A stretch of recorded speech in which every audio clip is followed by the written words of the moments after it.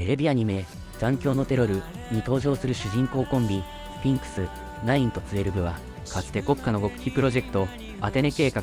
の実験体として育てられた過去を持っています。彼らが起こす爆破事件は無差別な殺人や破壊ではなく、自分たちの存在を世の中に知らせ、国家によって葬られた真実を明るみに出すことを目的として綿密に設計されたものを、爆破予告や謎解きによって警察に挑戦することでアテネ計画に関する過去の痕跡を忘れようとしています。その内面には理不尽な運命を背負わされた子供としての怒りと悲しみがあり、2人とも救いや幸福を求めているわけではなく、ただ過去に終止符を打ちたいという思いが彼らの原動力になっているのです。残響のテロルはスピンクスの行動を通して、正義とは何か、声なき者の声はどうすれば世界に届くのかという重いテーマを問いかける作品です。登場人物たちの葛藤や選択、そして結末が強い印象を与え、視聴後も心に残響を残すことでしょう。